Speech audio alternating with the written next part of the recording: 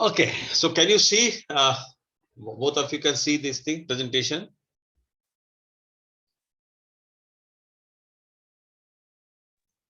Yes. Vincent, can you see the presentation? Yeah, there is something wrong. Some sound disturbance is coming. Okay. So let me begin this thing. If you have any problem listening, you just let me know. Okay. So now today we'll be like discussing something about drilling fluid contaminants and corrosion. And in a previous discussion, we have discussed that the first thing is to keep the mud clean. Okay. And first you have to keep the well clean and the mud clean. So both are cleaning is very, very important here. So what is this basically what we call a contaminant? Because mud contains a lot of things. We add so many things to it. So what is exactly is contaminant, right? Now, is contaminant which is undesirable. Like supposing in water you add maybe salt and sugar, you add it. But suppose some dirt,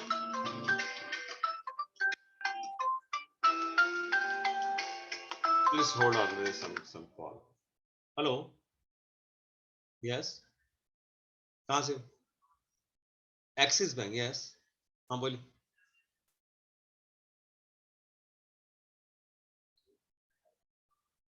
Okay, I'll do this. Now I'm busy. I have some discussions with someone. I'll come to Axis Bank sometime. I have some work there. I'll come and meet you there. Okay. Yeah. Okay. Thank you. Okay. So what happens when you have an undesirable thing get incorporated in the mud? Then you call it a contaminant, which is not. We don't need this. It comes from different sources. So what source it comes? Like it can comes from your drill formations, the water supply that it comes, okay, and from other sources it comes. And these contaminants can alter the physical and chemical characteristics of the drilling fluid. Suppose a lot of solids come into the mud, then what happens? Your plastic viscosity goes up. Supposing a lot of calcium comes, then the mud becomes coagulated. So those problems will become if there's a contamination. And the severity of the problem, whether the problem is severe or low, it depends on the type of contaminant, degree of contaminant, and also type of drilling fluid. If you are using a oil-based drilling fluid or water-based drilling fluid or inhibited drilling fluid, depends on what type of drilling fluid. Suppose you are using a salt saturated drilling fluid. In that case, even if there's a contamination of salt, it will not have much adverse effect. But if you are not using a salt saturated drilling fluid, then if salt is incorporated, then you have some problems comes. So again, it depends on the type of drilling fluid. Okay. Now, so what are the common contaminants? First is the contaminant which is undesirable. What are the common contaminants? First is the drill solids. When we drill the formation. And the formation can be like, it can be shale, it can be salt, it can be any other rock, it can be sand, like calcium, anything. So when those things comes into mud, it will have some adverse effect. If supposing sand comes into the mud, it's contaminated by sand, you have to remove the sand. So drill solid is one of the biggest contaminant of the mud. Next comes the cement. Now when you drill the cement or when you do the cement job, some of these mud can get contaminated with the cement. That also, I'll tell you what is the contamination, what problem they create. These are the contaminants. Then you contaminate sodium chloride or magnesium chloride. Sodium chloride is salt. It can come from either the water source or from the formation. Suppose there is salt stridges is there, or drilling that thing. It comes from that formation. Then you have carbonates, bicarbonates. Suppose you are drilling, it can come either from water source or from lime. Calcium carbonate comes from the lime. And also hydrogen sulfide. It is there inside in the well. When sometimes we call the sulfide is coming. So these are the different contaminants which are very common. There may be some uncommon contaminants also there. They are the common contaminants. So first thing is the drilling solids. Drill solids are generated as the formation of drill. Okay. And they are either cutting or caving. Yesterday you started about cutting and caving.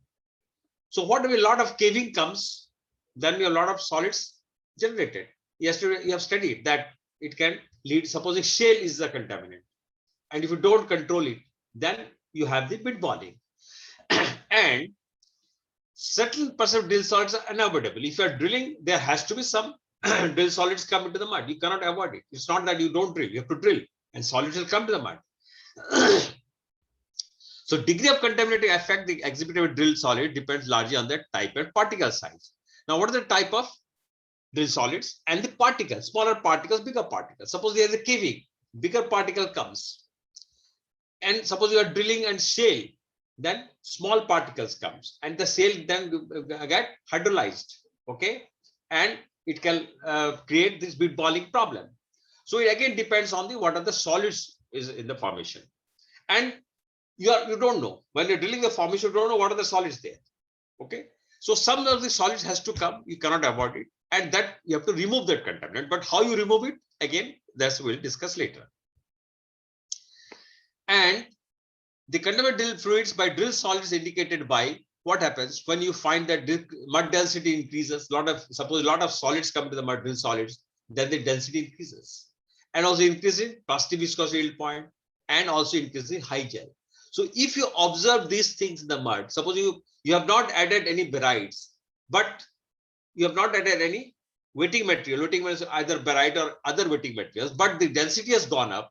That means it has come from the drill solids. If you find the plastic viscosity has gone up and yield point has gone up, then it has come from the drill solids. And also if you find that gelation is very high, then it's again from the drill solids. So when you test the drilling fluid and find these things, then what you do? You have to treat it. Okay. And that shows there is a contamination of drilling solids in the mud. Next contamination is the cement. Cement may occur while displacing or drilling cement. When you are drilling cement or displacing the cement with mud, then there is a contamination takes place. The change in mud property is caused by the introduction of calcium ion in the drilling fluids.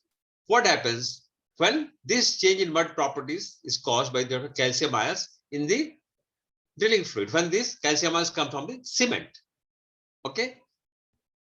Now, what is cement contamination? What you observe? How you know there is a cement contamination? There you know when the PVYP increases, density increases, gel increases, then you know there is a contamination, solid contamination. But how you know there is a cement contamination? What happens if the pH increases? Because you saw cement is alkaline. When the pH, suppose you are maintaining a pH of 8.5 and pH increases to 9, then you know that this is due to the cement. There has to be some cement contamination. Increase in viscosity. If anybody of you have drilled anywhere, you must have seen that when you drill cement, the viscosity increases. Increase in fluid loss. If there is a coagulation takes place, then what happens? Then fluid loss also increases, and there are cement particles also are there. Again, increase gel strength also, same as the other one. Increase in calcium ion concentration and presence of cement particles in filter cake. When you filtrate it, you find a cake and there are cement particles. I will show you a table after discussing this thing, and then you can see here there are many common things here, both in the mud and cement contamination. You find the increase in pH, you find increase in viscosity. There also increase in viscosity takes place. Gel strength, there also gel strength takes place. So how you know this is due to solid or cement? That will see. There's a I have a table. I'll show you how you can differentiate. Now, how you remove the cement contamination? And that day, I think Vincent asked me if there is a calcium, how you remove it? You remove it by adding this bicarbonate.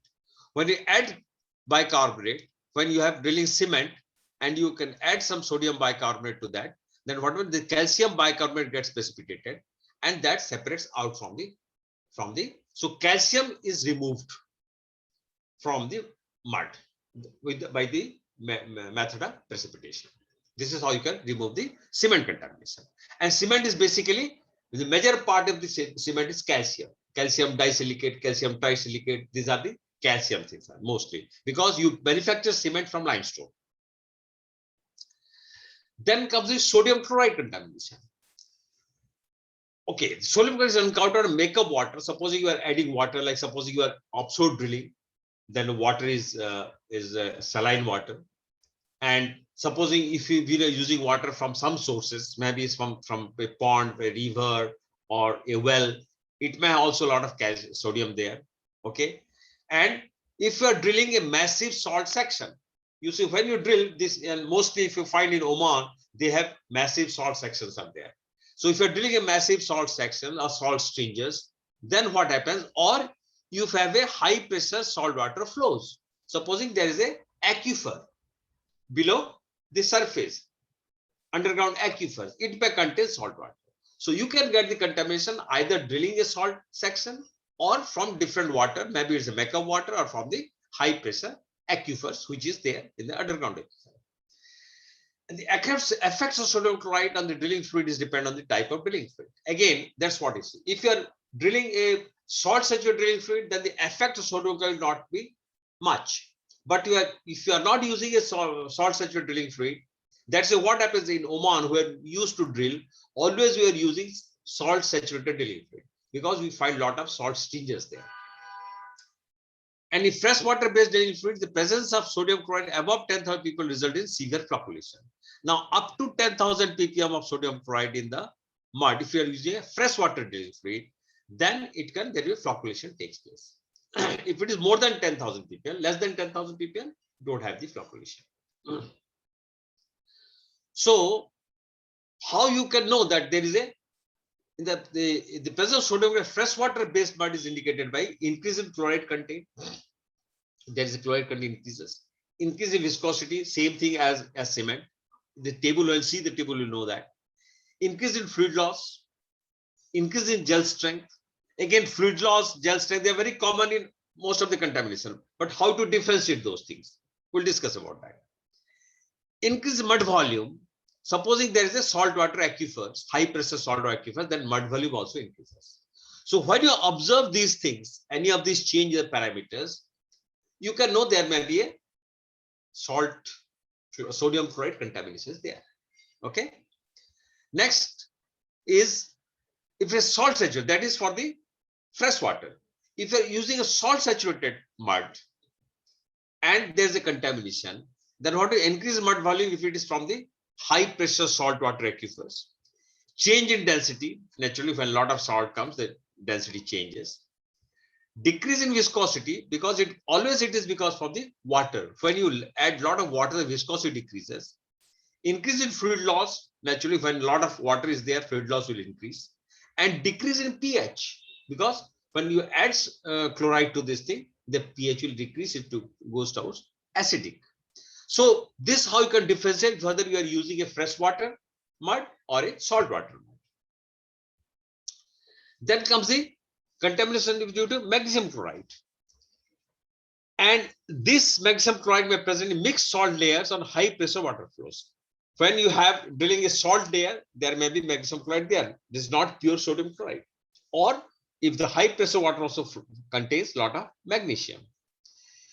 If freshwater mud based mud, the presence of magnesium ions result in flocculation of clay particles, and depending on the alkalinity of the mud, parts of magnesium is precipitated, magnesium hydroxide or magnesium oxide. For the whole is severely washed down. So when you have the presence of magnesium, you have the whole washed out, that is, lot of cavity can be created. But in salt saturated mud, the magnesium chloride go into solution, whilst part of the sodium chloride crystallizes. What happens? Some sodium chloride gets separated. That's what because the magnesium displaces the sodium. When we saw the yesterday or day before yesterday, you have seen that there is a table which displays what. So in a salt saturated, magnesium replaces this thing, and some of the sodium chloride saturated. So naturally density also goes down if there is a magnesium contamination. So what happens? Naturally, you have magnesium chloride, so chloride content will increase, magnesium content will increase, viscosity also will increase, fluid loss also increase, gel strength increases, decrease in alkalinity, and increase in mud volume in case of high pressure salt water. So what happens with maximum chloride contamination? These things happens. So you may have, there's a question in your mind. You find there are many common things in every contamination, but how to differentiate which is contamination is due to what? And for that we have a table. I'll show you the table. Just you can. Now, if you have soluble carbon and bicarbonate contamination, soluble carbon may occur into drilling fluid by carbon dioxide from drill formation. Supposing you are drilling a formation, some carbon dioxide might come into the mud. And also there is a thermal degradation of organic material because we are using starch and polymers in the mud, some of the modified polymer starch.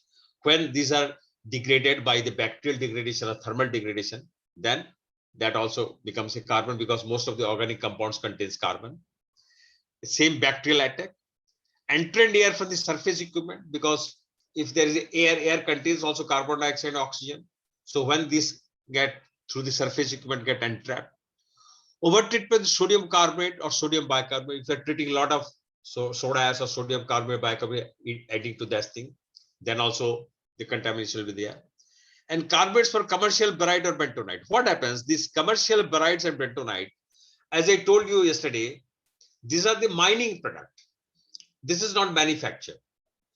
So they have a barite mine, they have the sodium bentonite mine, and from the mine they have the rocks. They bring the rocks, then they crush it and make it finer particle, sieve it, then use it. Since a mining product, there may be carbonates also with it. There may be some other rocks because they don't separate it. So it can be a contamination from the carbonate or bicarbonate, which are commercially you are getting. It can be that also. So carbonate and bicarbonate contamination indicated by high yield point, high gel strength, and high MF. So when you have the methyl orange indicator, you take the fluid and measure the end point using methyl orange, it will be high if you have a contamination by carbonate. Then you have the hydrogen sulfide. Hydrogen sulfide, you know, it can get from the formation. And these are extremely dangerous and is a corrosive acid gases. So whenever there is a hydrogen sulfide comes from the formation, the crew has to be very, very careful.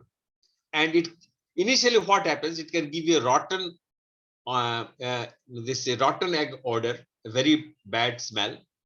But as the concentration increases, then you cease to feel that smell. You don't get the smell.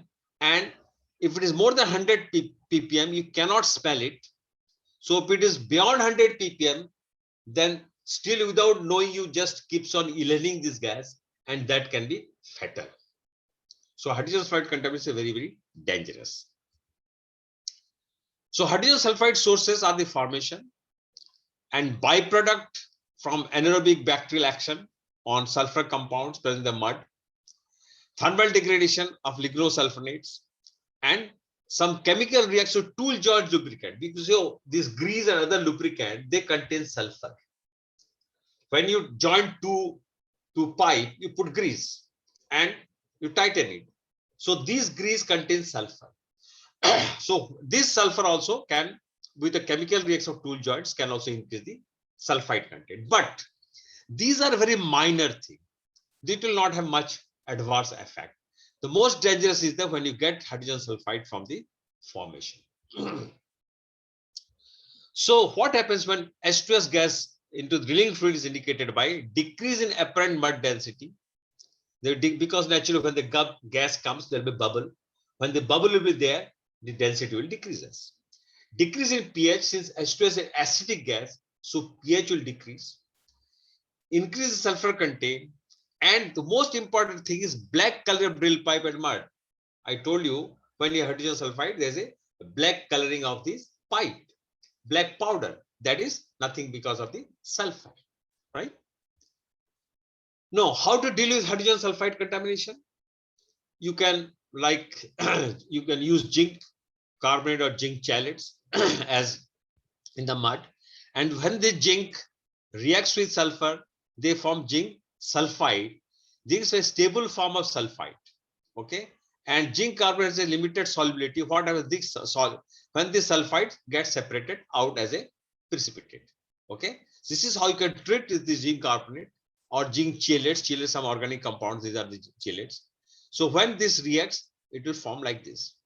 And also, what happens when you are, if you have, you know that you are going to drill a formation where hydrogen sulfide is there, you need to maintain a high pH from the beginning, so that even if there is a decrease in pH, it will not become acidic.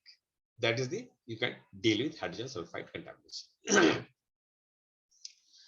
Now, severity of chemical contamination depends on type of mud system, chemistry of the mud, amount of solids, type of solid, concentration of contamination, and temperature. So what happens, supposing, what is the type of mud? As I have seen, if you are using a salt saturated mud or freshwater mud, again, that's the type of mud. Or if you are using calcium muds, there are calcium mud. If the calcium contamination is there, no problem. And if you have an amount, how much solids are there, whether just minor, if you are drilling very slowly, naturally solids will not be much. If you are drilling very fast, ROP is very high, then solids will get into it. And the types of solids are sizes of solid, and what the concentration of the contaminants, and the temperature depends on the temperature. Okay, high or low. What is the temperature? Not the surface temperature. Surface, it is the bottom hole temperature. No. So what happens? Contamination, how you treat it? Remove by chemical reaction. That's what you have done in case of sulfur. You treat it with zinc carbonate and remove it. Treatment of the effects of the contaminants. You can treatment, supposing there is an increase in pH, then you treat with caustic to if a decrease in pH, then you have to add some caustic to increase the pH. So effect of the contaminant. Reaction reactive solids, you have to reduce this, so you can remove the solids. Reactive solids are there because you have the solid equipments in the surface. You have the descender, desilter, all these things. And if in case of, you have to replace the mud systems. That's what normally we do when you're drilling cement. And if a lot of cement has to drill, the mud gets contaminated with calcium and the mud becomes flocculated. And in that case, what you do is sometimes discard some of the flocculated mud and replace it with some fresh mud. And if there is a lot of hydrogen sulfide contamination is there, then what you do? Replace with a fresh mud. Because sometimes the treatment may be not possible, may be expensive. So it's best is to replace of the mud system. Okay. Then drill solid drilling fluids are not compatible. Drill solids affect the following. What happens? You have that is what you have seen, the contamination due to drill solids. So drill solids increase the density and it can lower the ROP. Viscosity, it affect the viscosity also, and increase the pressure losses, high and swerve. Is increase the fluid loss. It increase the inhibition if you are using a inhibitive mud system. And environment, drilling a poor performance, lot of solids are there, then the ROP will be lower, so naturally poor performance. Equipment, high equipment cause downtime. Supposing you have a lot of solids, some of the equipment also gets a lot of sands are there, then you can damage the equipment. And you can reduce the permeability, that is, if there is a lot of solids are there, you have formation damage will take place. And in turn, you can damage the reservoir. You don't get the proper treatment. So drill solids is very, very dangerous. That's why always what you do, if you go to a drill site, you find most of them are solid control equipments in the surface. Apart from this thing, you have cleaner, mud cleaners, then you have the sail shakers, then the mud cleaners, you have the descender, you have the desilter. All these things are there just to reduce the solid in the mud. That will reduce the contaminant. So this thing I was telling you, this is a very interesting table. And I think discussion of this table is more interesting than going through each and everything. You see in this table, you have, these are the contaminants: solids, cement, gypsum, salt, high temperature, and carbonates. And these are the different parameters. That is funnel viscosity, plasticity, yield point, gel, pH, PFMF, all these things are there. Now let us say, supposing you have the drilling fluid. Now, you find that the funnel viscosity of the drilling fluid is very high, has gone up. Okay. So if the funnel viscosity has gone up, three things can happen. Either it is due to cement contamination, or it is due to gypsum contamination, or it is due to salt contamination. So how you know this is due to which of these three? So what you do, you go to the next test. You test the plastic viscosity. Now here you see, in case of funnel viscosity, there may be some change in the solids. But what happens when you test the PV, if you find that, so either the three things can be there. So when you test the PV, you find the same result here also. Okay. So there's a change maybe due to either of these three. Again, you test the YP. Again, you see it is maybe either of these three. Gelatin also you show either of these three. But when you test the pH, you find that if pH is high, then it has to be cement. Even though all these parameters are same, only if the pH is high, it has to be cement. If pH is low, that means it can be either due to gypsum or due to salt. So what you do now? You have either this or this. Then you go to fluid loss. Again, both are same here. Again, you go to this, same. Go to PM, same. But when you test the chloride, you find that in case of salt, chloride is high.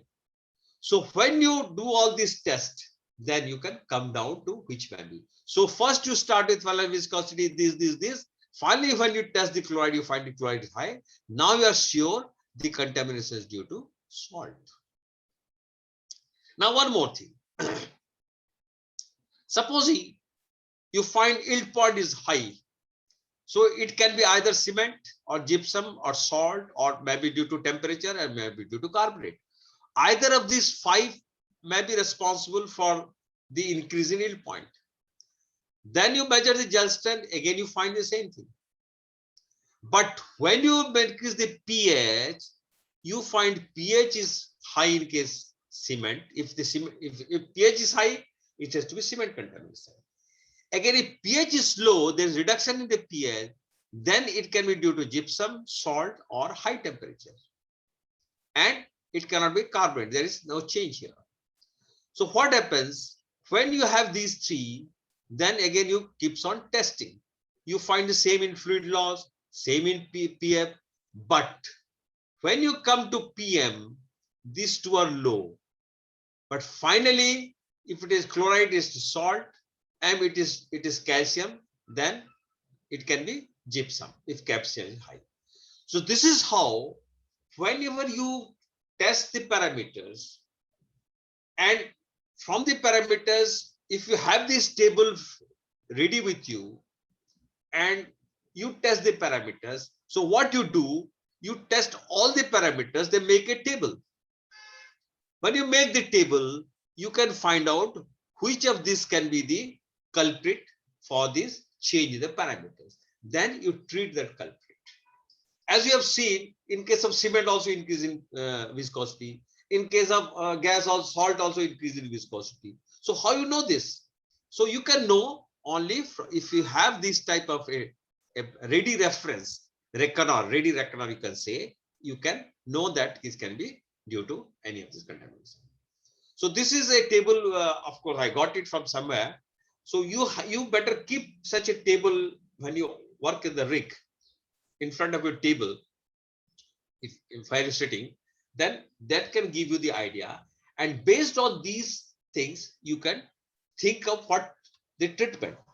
Unless you know which is the contaminant, what treatment will give. So first thing is that you must need to know what is the contaminant. To need to know the contaminant, you have to test the different parameters. Then you narrow it down to the actual contaminants based on these observation of these parameters. So based on the observed parameters, you can narrow down to the contaminant. Once you narrow to the contaminant, then you do the necessary treatment from that. Okay. So this is how you can use this table. Okay. Now, treatment of chemical contaminants. If the contaminant is supposing cement, if the contaminant is cement, then you treat with sodium bicarbonate, or you can treat with sodium acid pyrophosphate. So as you told me, because sodium bicarbonate, treat with sodium bicarbonate, cement contains calcium. So calcium bicarbonate forms, it precipitates out. If it is calcium contaminant, then you treat with sodium bicarbonate. You see, these are opposite. If it is a calcium contaminant, cement contaminant, then you treat with sodium bicarbonate. If it is calcium carbonate, again, maybe it may not be cement, maybe from other sources. Here also you have to treat with sodium carbonate or sodium bicarbonate. If the carbonate is contaminant, then you treat with lime. Lime is calcium. So if it's calcium, then you treat with carbonate. If it is carbonate, treat with calcium, the contaminant. And if it is chloride contaminants, then you treat only dilution is there, because once you dilute it, then only you can work it or convert the mud system. That you can do. If they contaminate, suppose you are drilling a formation and you find that chloride has gone up. So what you do, and if you are entering into a chloride zone, so salt zone, drilling the salt zone, in that case, you have to convert the mud system to a saturated salt mud system instead of freshwater system, so that this contaminant will help you instead of having an adverse effect on that. Okay. So this is all about contaminant. And as our discussion for today is contaminant and corrosion, this is all about contaminants. So the basic, you can, what you have learned from this thing is that main contaminants are solid, basically solids, then you have the cement, then you have the salt, then you have the hydrogen sulfide. These are the major contaminants, but the most biggest contaminant is the solid, because hydrogen sulfide, you may be knowing that, okay, you are going to drill in a hydrogen sulfide formation is there, so you can drill there, you know, beforehand. But of course, if you don't know, you can get it immediately. It's a different thing. But solid is the most dangerous contaminant. So the first thing is to remove the solids. So these are the contaminants, how you treat the contaminants based on these things. So solids, you have to remove the solids, and if contaminant is due to cement or calcium or any of these things, you can treat it. So next, our discussion is the corrosion. So what is a corrosion basically? I'll tell you one thing. Now, every element in this crust, earth, has a stable state. Like supposing, as human being, we have a stable state. We like to be, if somebody is, supposing somebody hang you in the air, it is not stable state for you. You want to stand in the ground. No. Okay. So likewise, suppose somebody asks you to stand in one leg, it is not a stable state. For your stable state, stand in both the legs. So that's the same metal. Suppose iron, the stable state of iron is the sulfide or chloride, iron carbonate or sulfide. Okay. But what happens when we prepare the iron from the ore, to remove these things, these oxide sulfides, you remove from there. When you remove from there, the iron becomes unstable. When they become unstable, when something is unstable, they always try to go to the stable state. Supposing I will ask you to stand in one leg, you may stand for some time in one leg, but always you try to go back to standing in both the legs. So because your stable state is standing in both the legs. Likewise, forcefully we have removed oxygen sulfur from the iron and we leave the iron alone. Now the iron wants to go back to its stable state, so they will try to react again with oxygen sulfur. That is what is called the corrosion. Okay, so corrosion, it can also be referred as the natural process wherein a refined metal is converted into its more chemical stable form. Okay, so what happens? This is going to the most chemically stable form. That's the refined metal.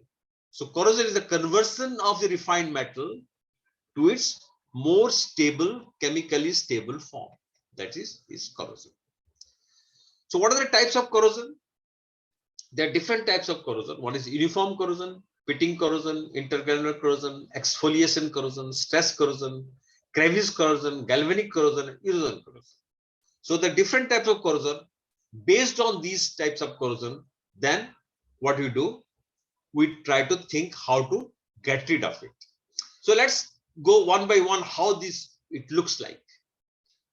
Now this is a uniform corrosion. If you see this diagram, the whole thing is corroded uniformly everywhere. So this type of corrosion develops as pits of very small diameter, and this leads to continuous decrease in thickness over the entire surface of the metal. The rate of such corrosion can be measured by mass loss. So this is how it is a corroded uniformly throughout, not in just one area or two area. That's called the uniform corrosion. So this corrosion rate is measured by the mass loss. So normally what we do in the laboratory, suppose you are laying a pipeline, and naturally if you are laying a pipeline, you like to know what is the rate of corrosion and this particular environment. What you are going to pump inside the pipe, we are going to pump oil or water or some acid or some saline water. So you need to know how many days or how many years it can withstand that corrosion. So how you do it, we normally what we take a piece of that particular pipeline which you are going to lay it, cut a piece of it, and we polish the piece thoroughly, wash it, dry it, and take the weight. After taking the weight, we expose this piece to the environment. That is, supposing I am going to pump water through the pipe, then I'll put that piece inside the water which I'm going to pump. And then what you do, after certain intervals, I'll take the weight. So naturally, supposing initially the weight is X, after maybe 15 days, I find there's a decrease in weight. Naturally, there's a corrosion, weight will decrease. Maybe after again 1 week or 15, 20 days, I find another decrease. So if I draw a graph and extrapolate the graph, that means after measuring this loss after every interval of 5 days, 5 days, 5 days, if we do it for 3-4 months, and then I can know the trend, then I extrapolate it, then I can know that maybe this pipeline can be there for at least 5 years or 10 years. After that, before that, I have to change the pipe. So I can know the life of the pipe from the corrosion rate. This is how the corrosion rate is measured. Next is the pitting corrosion. Pitting corrosion, localized corrosion. So you can say that uniform corrosion is a bigger part of pitting corrosion. When small pits develop, then that can lead to uniform corrosion. Here you see there's a corrosion. If you see the diagram, there's a corrosion here, there's a corrosion here, there's a corrosion here. These are the pitting corrosion, which produces holes of small pits in the metal. The bulk of the surface remain unattacked. If you see, these are the most unattacked here, the bulk of the surface, but there is pitting here. Localized pitting is found when the passive film has broken down. Supposing if you see, suppose you have a iron gate in your house, you have painted it. You have painted the gate to protect it from corrosion. But supposing if you remove a piece of paint from one of the scratch, some paint, you'll find that particular area gets corroded. So because you have removed the passive film, that the paint is a passive film, which is protecting the gate from corrosion. When you remove that thing, that particular area develops a pitting corrosion. Pitting can be one of the most dangerous form of corrosion because it's difficult to anticipate and prevent.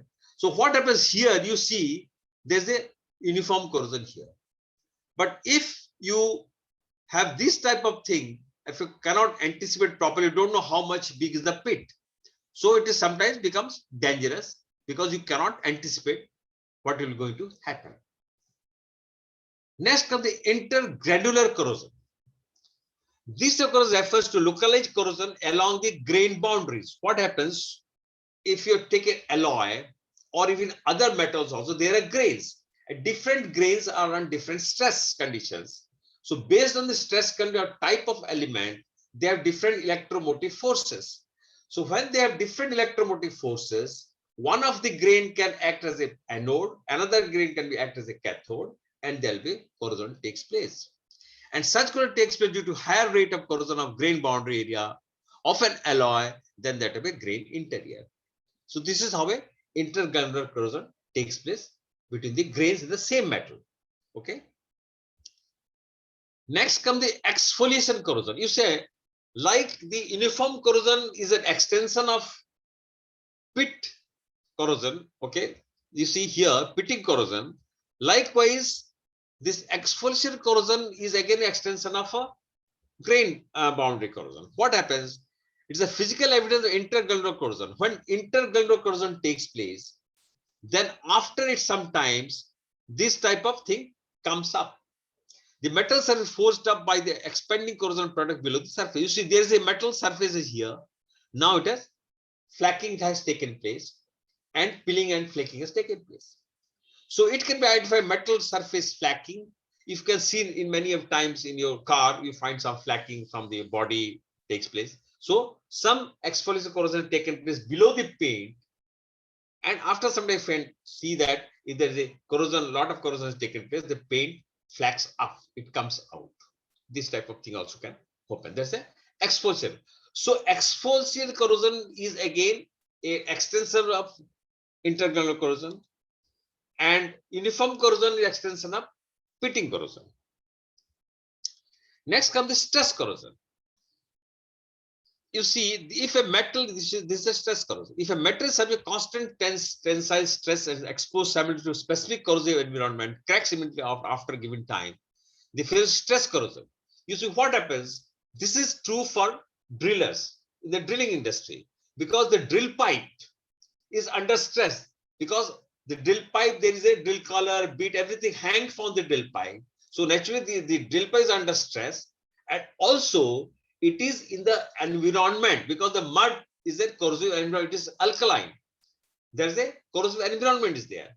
And because of the stress of the corrosive environment, it leads to stress corrosion, and sometimes it cracks like this. And many times you find such thing in the drill pipe. Many times you find it. Then called the crevice corrosion. You see, crevice corrosion is very, very dangerous thing.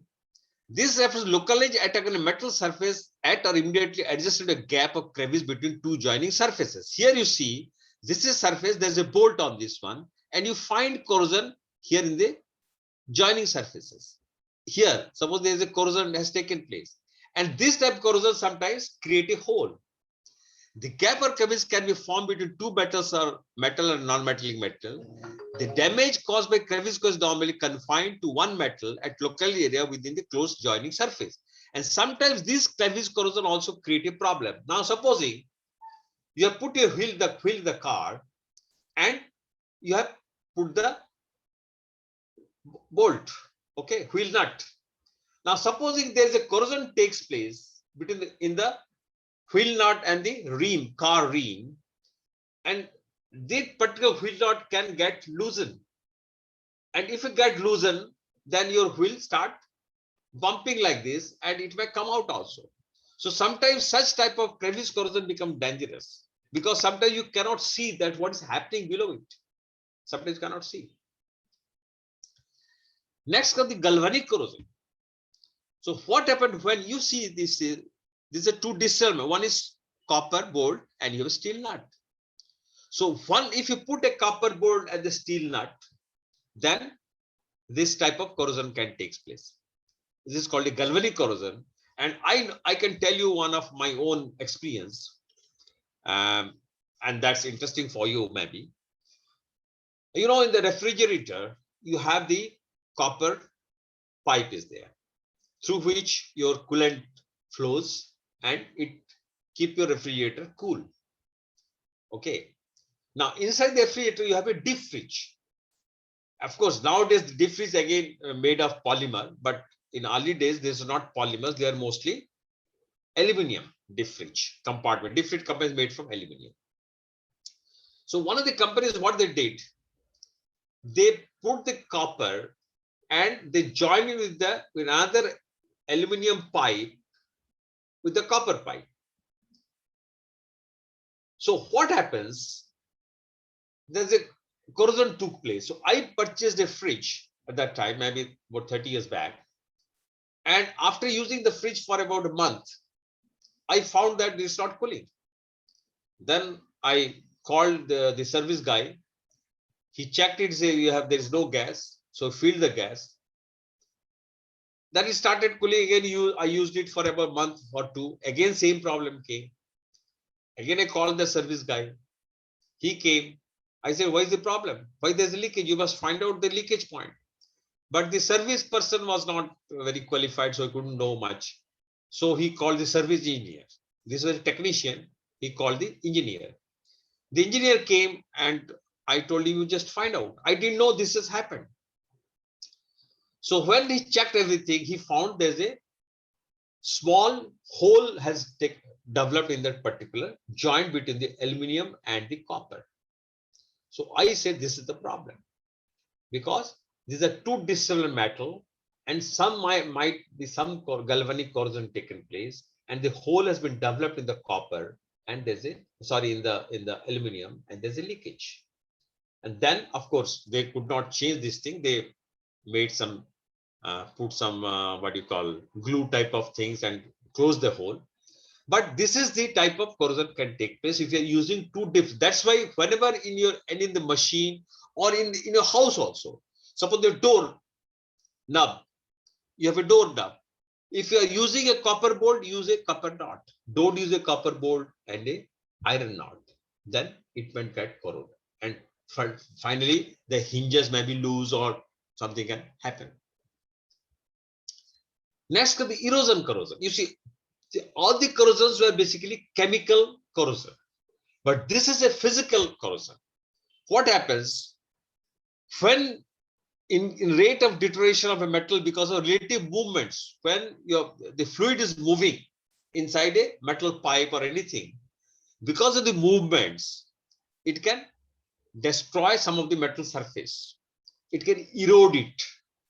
The erosion comes from the erode it, and some of the mechanical wear effects are involved.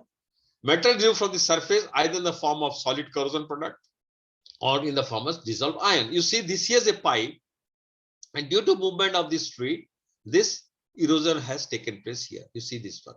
This erosion has taken place. So these are the different type of corrosion. So you have these particularly erosion corrosion, galvanic corrosion, then exfoliation corrosion, uniform corrosion, pitting corrosion. These are the different type of corrosion. And depending on visually seeing those things, you can know the corrosion is due to what. Now, the question comes that the corrosion takes place, but how the temperature, pressure, other thing affects this corrosion, whether they increase the corrosion or decrease the corrosion. So the rate, okay, what is the rate or the effect of temperature, pressure, pH, and the salt in the rate of the corrosion. So let us see what is the effect. Now temperature. Now as temperature increases, the corrosion rate also increases. If all other factors remain constant, the corrosion rate doubles for each 13 degrees centigrade increase in temperature. Now supposing this corrosion rate is X at 30 degrees centigrade temperature, at 43 degrees centigrade temperature, the corrosion rate will be 2x. So it just doubles. Now, what happens? There is another thing also takes place. When the temperature increases, they decrease the solubility of corrosive gases. If the corrosion is due to gas, then the increase in temperature reduces the corrosion because it will decrease the solubility of these gases of, like, hydrogen sulfide, carbon dioxide, oxygen.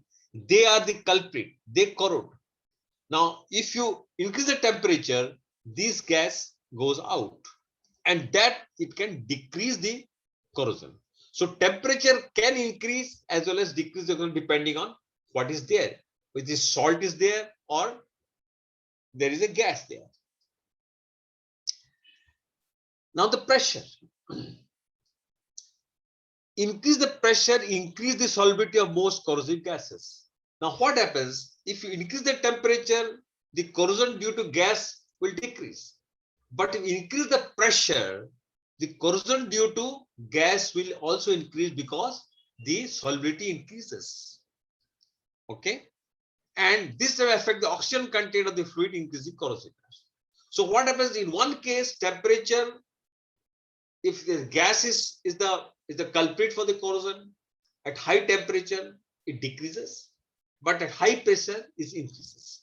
So the problem is that supposing if you are using a machine and there is corrosive gas and the machine runs at high temperature, high pressure, then what happens?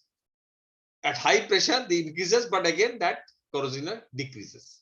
So you can get a effect which is very difficult to judge. Next on the pH, because you see most of the corrosion for particular oil industry is due to the pH, whether acidic or alkaline. So what happens for a steel? Corrosion rate decreases, pH increases. That's why you always use the higher pH in the mud. We never use a 6 or 5 or 4 pH. You always use pH above 7, 8, 8.5, 9, 9.5, because this higher pH decrease the corrosion. And in the oil drilling industry, most of these equipment and tubulars are made of steel. Now at ambient temperature, as the pH increases, corrosion rates rapidly decreases. At ambient temperature, room temperature, maybe 25, 30 degrees centigrade. Ambient temperature again also differs from place to place. Like maybe in a cold country like Europe, the ambient temperature is 20 degrees.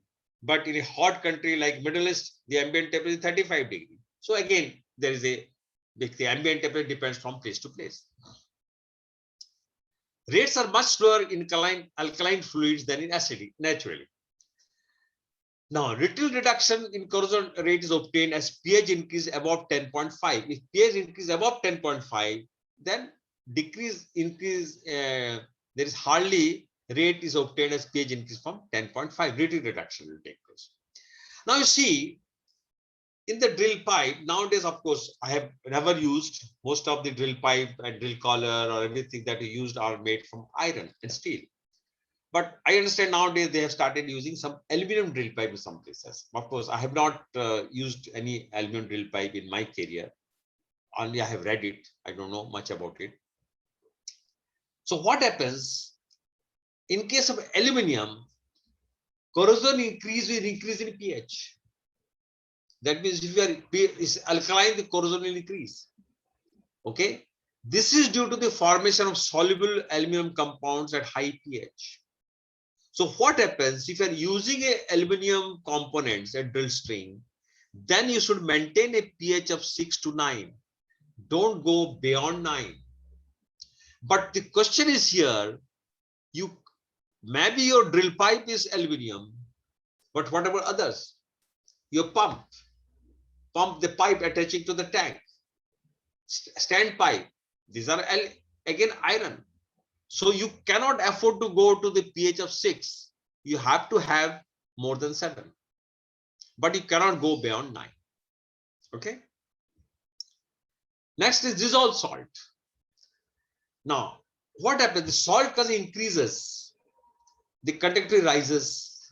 What happens? You know that there is no corrosion in the distilled water. But once you add salt, the corrosion is there because the conductivity increases. Because if you take a distilled water, there is no flow of electricity.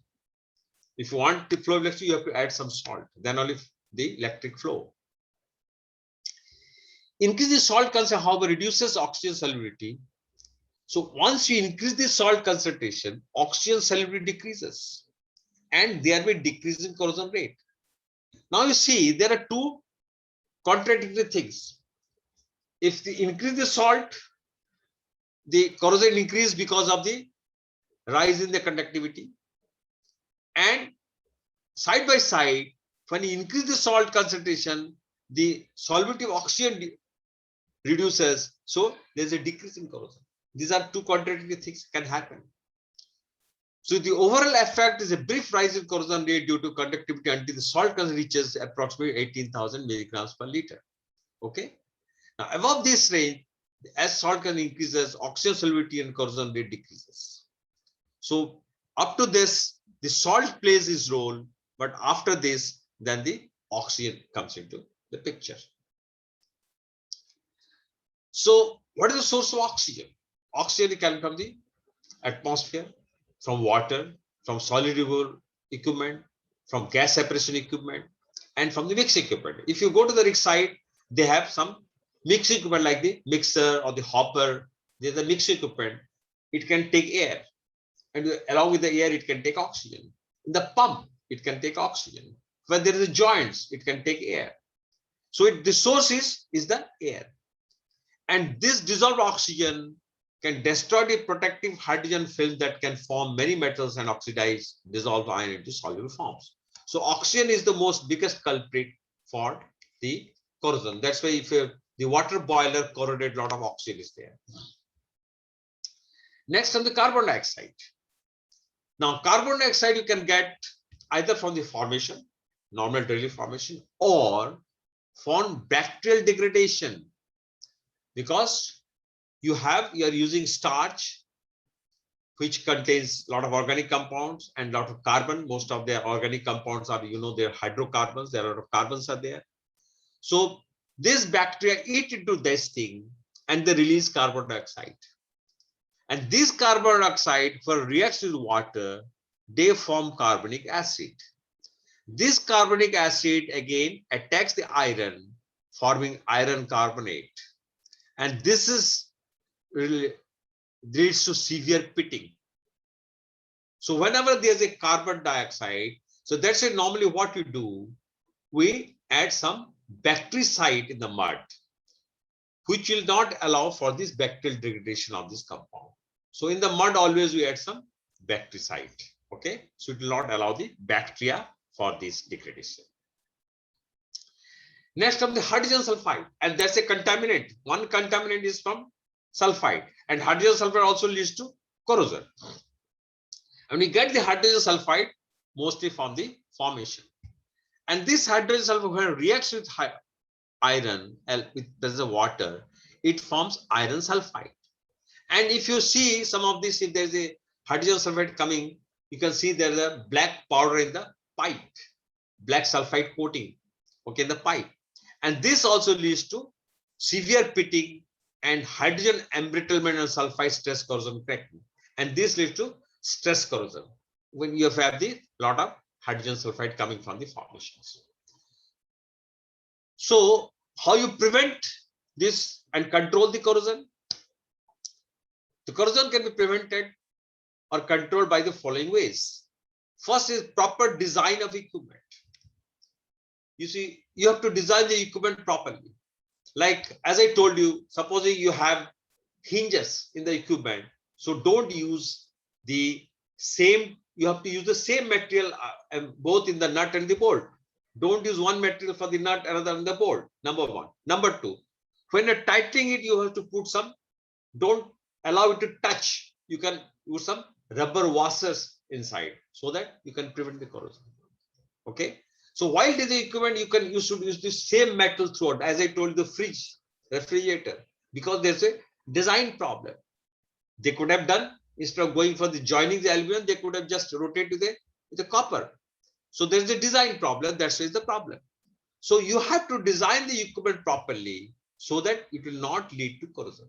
So you have to use proper product, same metal, and you can have the now suppose erosion corrosion also. So if you design in such a way that there will be less of erosion, because there will be no turbulence of the fluid. Now suppose you are laying a pipeline and you make a 90-degree turn there exactly. So when the fluid flows, it can strike in this place and it can erode this area.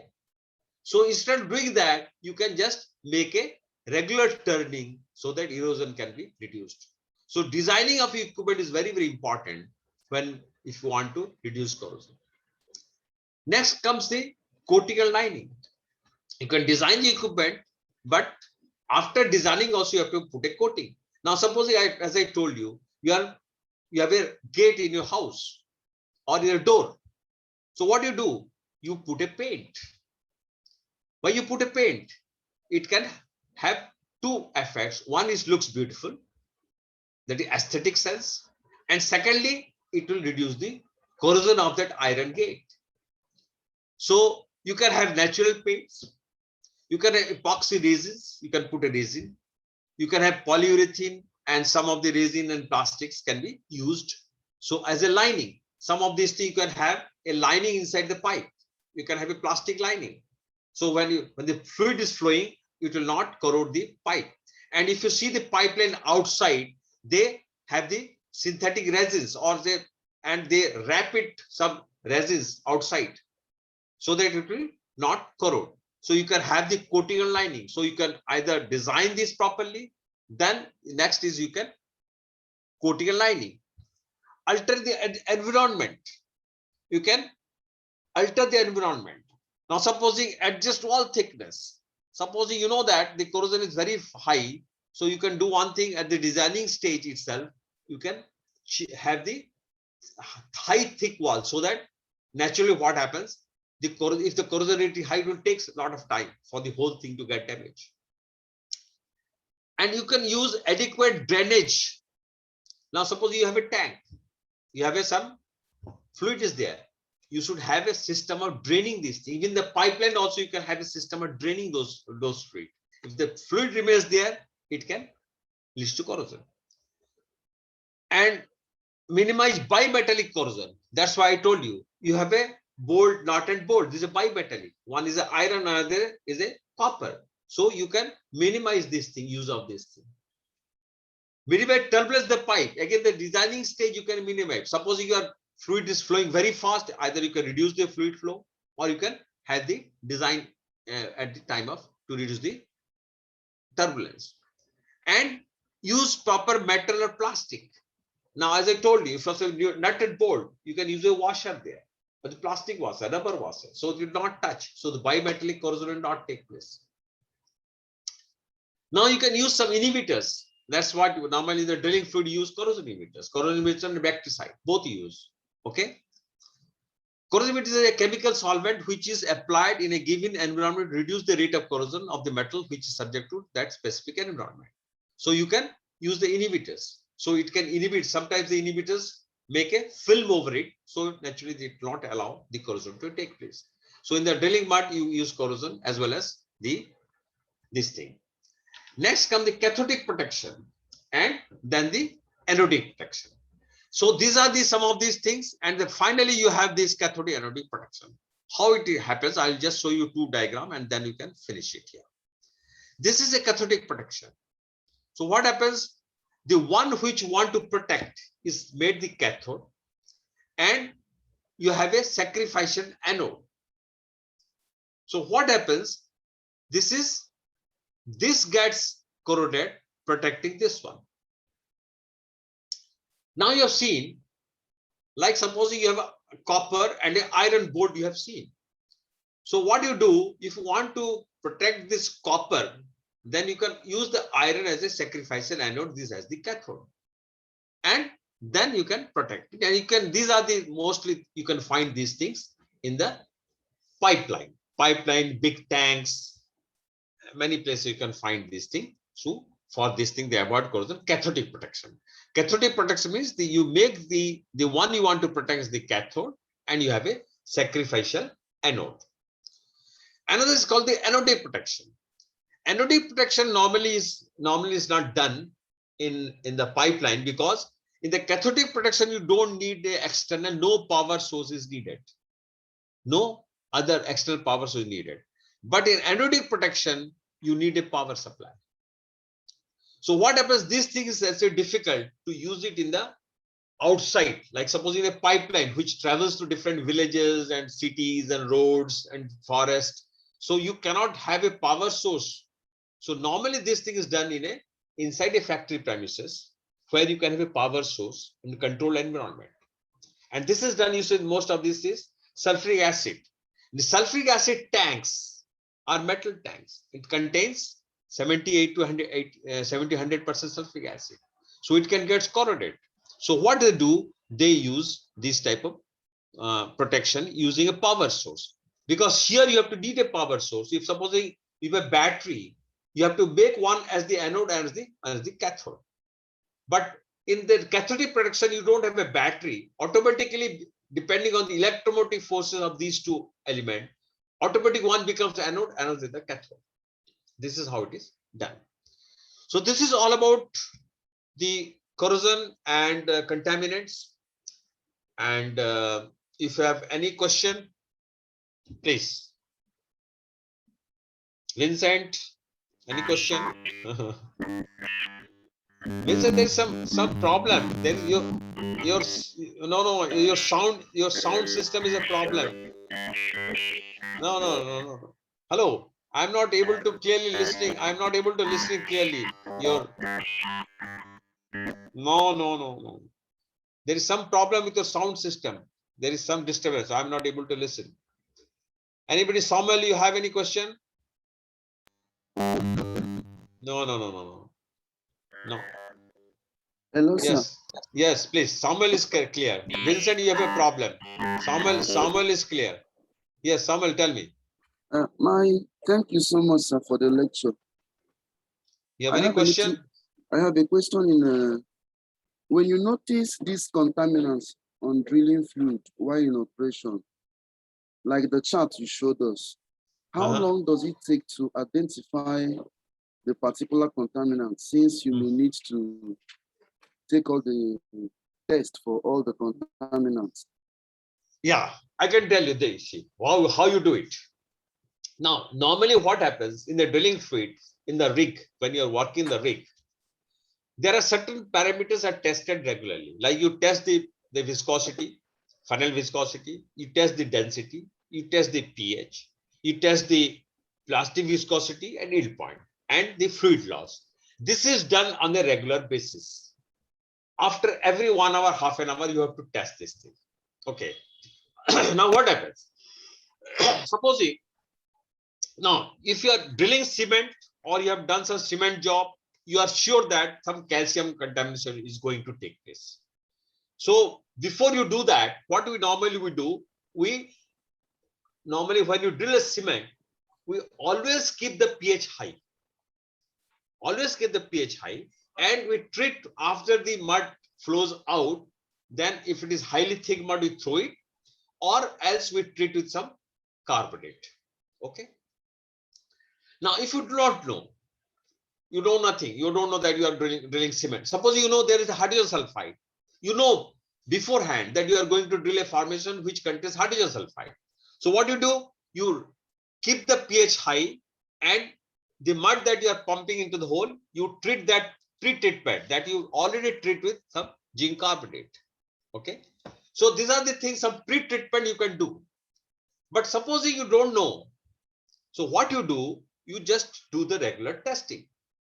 Now, once you do the regular testing, you find some variation in the testing. Suppose you find that the plastic viscosity has gone up, yield point has gone up.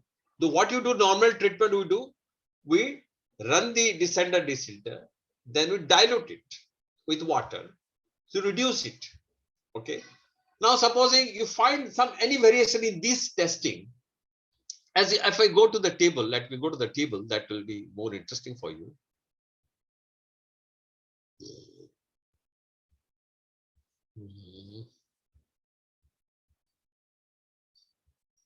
No, this here. So what about the regularly, what you do, we normally in a regular basis, we test the funnel viscosity, we test the plastic viscosity, we test the yield point, we test the gelation, we test the pH, and test the fluid loss. This is a regular testing is done in a regular basis. The mud engineer has to test it at least after every half an hour, 1 hour, the mud. So we get some value from here. Now, based on these values, you decide. When there's a confusion only, you go for these tests. Now, when the confusion takes place, as I told you, supposing you find that there's an increase in fluid loss. So there is an increase in fluid loss. This may be due to either of gypsum, salt, or high temperature. You see there's an increase in fluid loss. Others are okay for you. You find this fluid loss increased. So when the fluid loss increases, either of these three, so what you do next is to confirm with this whether it's gypsum or salt or high temperature. Then you test this. What happened? You check the calcium before going for this PMPF. You check the calcium. Now, if the calcium is high, then you are sure that this is gypsum. You don't have to bother about other thing. But if you find that there is hardly any calcium here, test here, then you have to go for the PF, MF and PM test. From here again, you can decide this is due to the contamination, due to what. So this is what you do. You don't have to test all these things on a regular basis, but you test this on a regular basis. And if you find any variation in this thing, then you see this is due to what. Then you test it. Okay, that's correct, Samuel, or you want any clarification? That's okay, sir. That's okay. Yes. The second question I have is in heating corrosion. How come the corrosion does not occur in all the iron pipes exposed to the same? No, there is some disturbance. Can you just, no, it's not, there is no clarity. Can you just repeat the question again? Yes. Yes, Samuel. Please repeat the question. Can you hear me, sir? Yeah, now I can hear. Yeah, please tell me. Okay. In pitting corrosion, how come the corrosion doesn't occur in all the iron pipes exposed to the same contaminant causing the corrosion? Yeah, the pitting corrosion can take place if there is a, supposing film has been damaged some places. Now, as I told you, supposing you have painted a particular product and there is a scratches somewhere, the paint has been removed, naturally the corrosion take place there itself. This pitting will take place there. Now, supposing you have plated a product, this is a painting and there's a plating has taken place, and because of the stress, some plating has gone out, then the pitting will be there. And sometimes what happens, if small pits are there, that can lead to a uniform corrosion. Okay, and sometimes the pitting can be very, very deep. You cannot know it. The pitting can be very, very deep. So this is how this pitting corrosion can take place, because you see most of the pitting corrosion take place if there is a protective film has been eroded or removed or something has taken place. Correct? Samuel, is All okay? right, sir. Yes, Okay. sir. Now, sir, I don't know. The third question I have is not on this particular lecture. What happened? Can you repeat? I said the third question I have is not on this particular lecture we had today. And you can ask the question. If it is not there, I will try to explain you. Don't worry. Don't. If it is not there in the lecture, I will try. I'll see, or in the rest lecture we can discuss. Tell me question. I seem not to understand clearly the calculation of PV and YP. Yes. Okay.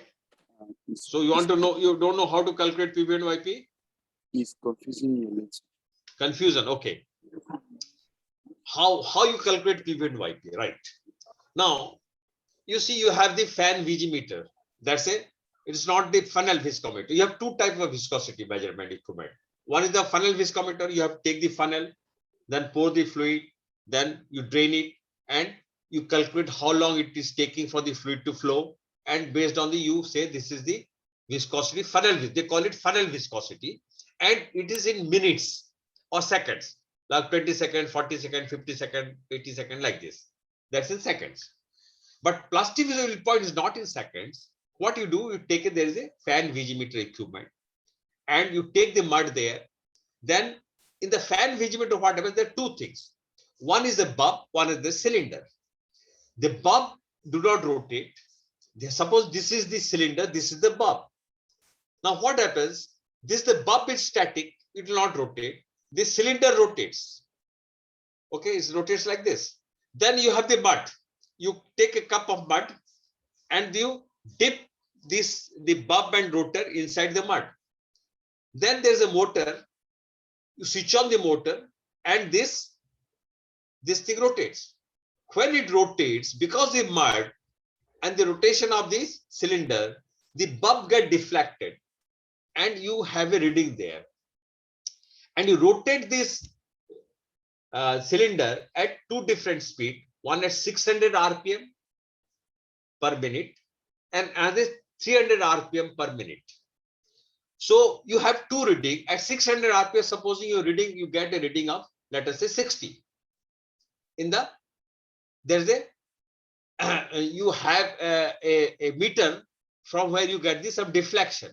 You can get a reading there, just a number. You can get the number of 60. Now then you rotate at 300 RPM. Suppose you get a reading of 40. So you have two reading. One is 600 RPM reading, another is 300 RPM reading. 600 RPM reading is 60 and 300 RPM reading is 40. So what is how you measure the PV? PV is 600 RPM reading minus 300 RPM reading. That is 60 minus 40. That is 20. So 20 is the PV, right? Now YP is 300 RPM reading minus PV. So here 300 RPM reading is 40 that you have measured, and PV you have calculated as 20. So 40 minus 20 is 20. So YP is here, yield point is 20. That's clear? You got it? Or any doubt? Samuel? Yes, I got it. Okay, that's fine. So can you stop it now? So everything is over. So tomorrow again we'll meet at the same time here for the next next class. Okay.